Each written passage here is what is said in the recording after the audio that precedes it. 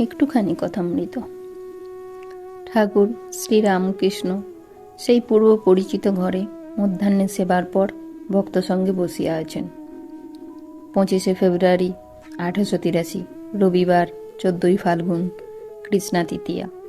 রাখাল, হরিশ, লাট্টু, হাজরা আজকাল ঠাকুরের পদছায়ায় সর্বদা বাস করিতেছেন। কলিকাতা হইতে রাম, কেদার, নিত্যগোপাল, মাস্টার প্রভৃতি ভক্তরা আসিয়াছেন, আর চৌধুরী আসিয়াছেন। চৌধুরী সম্পত্তি পত্নী বিয়োগ হইয়াছে। মনের শান্তির জন্য তিনি ঠাকুরের দর্শন করিতে কয়েকবার আসিয়াছেন। ঠাকুর রামের প্রতি ও ভক্তদের প্রতি বলিতেছেন। রাখাল, নরেন্দ্র, ভবনাথ এরা নিত্য সিদ্ধ, জন্ম থেকেই চৈতন্য আছে, লোকশিক্ষার জন্যই শরীর ধারণ। আর এক থাক আছে, কৃপা সিদ্ধ। হঠাৎ তার কৃপা হলো, অমনি দর্শন আর জ্ঞান লাভ। যেমন হাজার বছরের অন্ধকার ঘর আলো নিয়ে গেলে একক্ষণে আলো হয়ে যায়। একটু একটু করে হয় না। যারা সংসারে আছে তাদের সাধন করতে হয়, নির্জনে গিয়ে ব্যাকুল হয়ে তাকে ডাকতে হয়।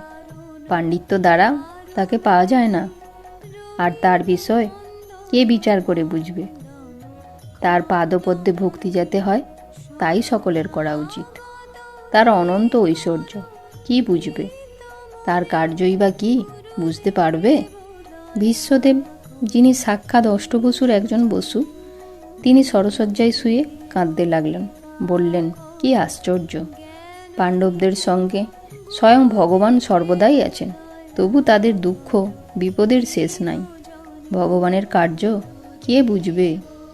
কেউ মনে করে, আমি একটু সাধন ভজন করেছি, আমি জিতেছি, কিন্তু হার জিত তার হাতে। ভক্ত জিজ্ঞাসা করিলেন, তাকে কি রূপে দর্শন করা যায়?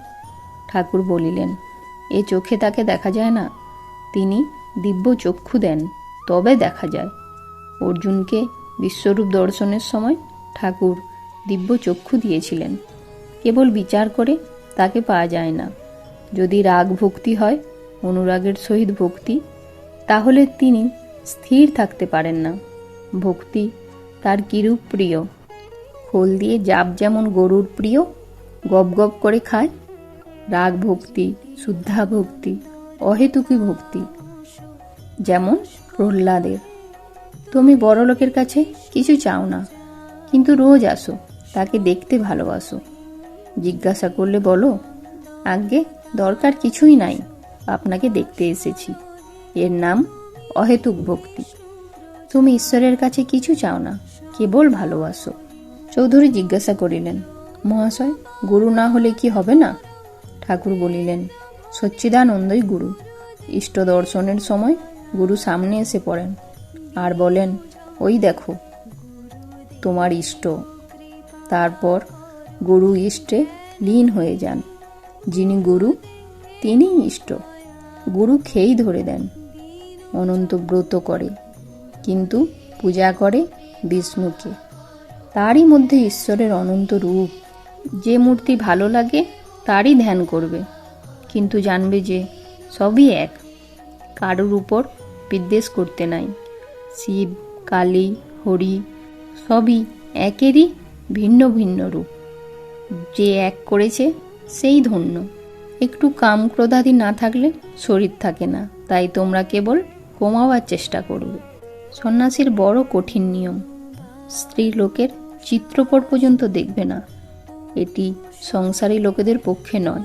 স্ত্রীলোক যদি খুব ভক্তও হয়, তবুও মেশামেশি করা উচিত নয়। জিতেন্দ্রীয় হলেও লোকশিক্ষার জন্য ত্যাগীর এসব করতে হয়। সাধুর 16 আনা ত্যাগ দেখলে অন্য লোকে ত্যাগ করতে শিখবে, তা না হলে তারাও পড়ে যাবে। সন্ন্যাসী জগৎগুরু। জয়তু শ্রীরামকৃষ্ণ।